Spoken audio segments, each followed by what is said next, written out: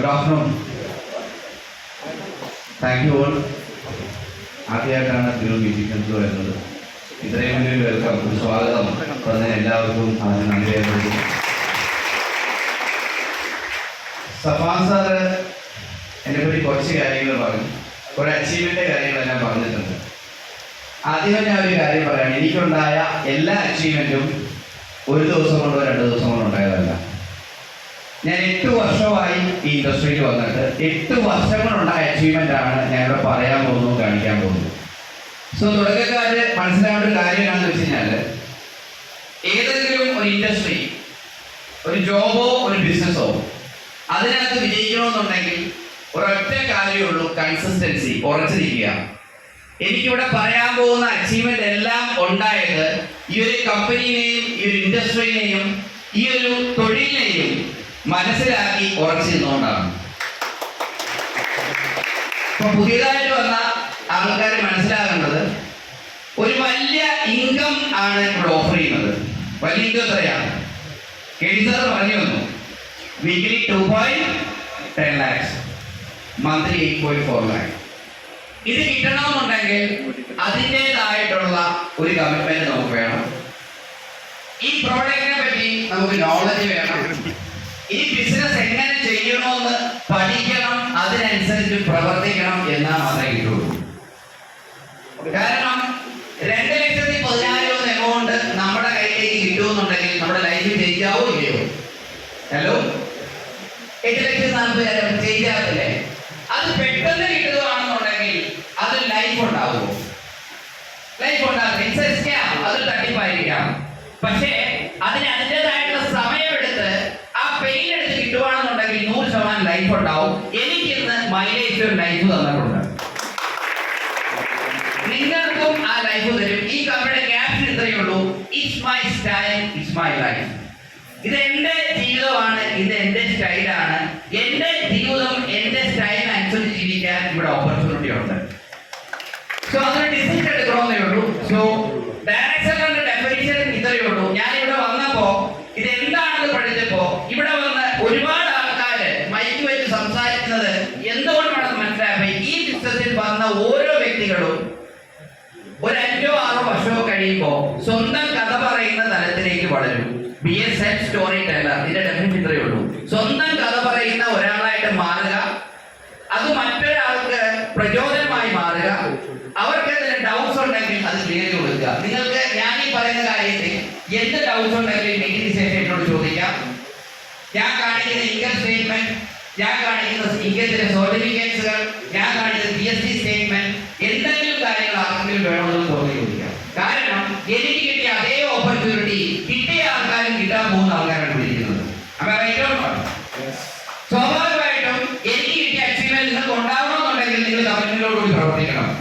പ്രവർത്തിക്കണമെന്നുണ്ടെങ്കിൽ നിങ്ങൾക്ക് ബിലീഫ് ഉണ്ടായിരിക്കണം. വേണോ വേണ്ടയോ? ആ ബിലീഫ് ഉണ്ടാകാൻ വേണ്ടിയിട്ടാണ് എന്തെങ്കിലും ഡൗട്ട് ഉണ്ടോ എന്നോട് ചോദിക്കണമെന്ന് പറയുന്നത്. സോ ഞാനിവിടെ വരുന്ന സമയത്ത് 2017 ഞാൻ ബിസിനസ് ഓപ്പർച്യൂണിറ്റിക്ക് വരുന്നത്. വരുന്ന സമയത്ത് മാക്സ് ന്യൂ ലൈഫ് എന്ന കമ്പനിയുടെ ഏജൻസി ഡെവലപ്മെന്റ് മാനേജറായിട്ട് വർക്ക് ചെയ്യായിരുന്നു. ഒരു 10 വർഷമായിട്ട് ജോലി തുടർന്ന് എന്നെ സംബന്ധിച്ചോളം എന്റെ ജീവിതത്തിൽ മാറ്റങ്ങളുണ്ടോ എന്ന് ചോദിച്ചാൽ മാറ്റങ്ങൾ ഉണ്ടായിട്ടുണ്ട്. പക്ഷെ എന്റെ ആഗ്രഹങ്ങൾക്കനുസരിച്ച്, എന്റെ സ്വപ്നങ്ങൾക്കനുസരിച്ച് ഒരു ജോലിയിൽ തുറന്നുകൊണ്ട് മാറ്റങ്ങൾ ഉണ്ടായിട്ടില്ല. അതുകൊണ്ട് തന്നെ പല ഓപ്പർച്യൂണിറ്റി ഞാൻ ട്രൈ ചെയ്ത് നോക്കി. യാദൃശ്യമായിട്ട് ഈ ഒരു അവസരം എന്നോട് എന്തെങ്കിലും എത്തിയതാണ്. കാരണം യാദൃശ്യം എന്ന് പറയാനുള്ള കാരണം, ജീവിതത്തിൽ രക്ഷപ്പെടണമെന്ന് ആഗ്രഹമുണ്ട്. നിങ്ങൾക്ക് ആഗ്രഹമുണ്ടോ? ആഗ്രഹമുണ്ടെങ്കിൽ നമ്മൾ അവസരങ്ങൾ അന്വേഷിച്ച് ആണോ പോണത്? സ്വാഭാവിക അവസരങ്ങൾ അന്വേഷിച്ചു പോകും. പക്ഷേ ഈ അവസരം ഞാൻ അന്വേഷിച്ചു പോയതല്ല, ഈ അവസരം എന്റെ വീട്ടിലേക്ക് കഴിയുന്നതാണ്. നിങ്ങളുടെ പല ആൾക്കാരുടെ അനുഭവം അതായിരിക്കും. ഇപ്പൊ വീട്ടിലേക്ക് ഒരാൾ വന്ന് 2,14,000 തരുമെന്ന് പറഞ്ഞ് വിശ്വസിക്കാൻ പറ്റുമില്ലയോ? ഇതാണ് ആദ്യത്തെ ഒരു mind block. First mind block എന്ന് വെച്ചാൽ വീട്ടിൽ വന്ന് 2,14,000 തരാമെന്ന് പറയുന്നു, അല്ലെങ്കിൽ ഇതുപോലെ ഹോളിൽ വിളിച്ചിട്ട് 2,14,000 തരാമെന്ന് പറയുന്നു. എങ്ങനെ വിശ്വസിക്കാൻ പറ്റും? അത് ആഴ്ച മാസമല്ല. നമ്മളെ സംബന്ധിച്ചോളം വലിയ എമൗണ്ട് എങ്ങനെ കിട്ടുന്നു? ഇത്രയും കാലം നമ്മുടെ എക്സ്പീരിയൻസ് നന്നായിട്ട് പഠിക്കും, നല്ല ജോലി വാങ്ങിക്കും, നല്ല സാലറി വാങ്ങിക്കും. ശരിയോ തെറ്റോ? ഇനി വലിയ എമൗണ്ട് വേണോ? നല്ല ചെയ്യണം. ഒരുപാട് പൈസ ഇൻവെസ്റ്റ് ചെയ്ത് ബിസിനസ് തുടങ്ങണം. എന്റെ ചിന്താഗതി ഇങ്ങനെയാണ്. പിന്നെ എങ്ങനെയാണ് ഇത് പ്രാക്ടിക്കലി പോസിബിൾ ആവുന്നത്? എന്റെ സുഹൃത്ത് ആരോ പറഞ്ഞ് പറ്റിക്കപ്പെട്ടു. അതായത് എന്നെ കാണാൻ വന്ന, ഇന്ന് ഈ കമ്പനി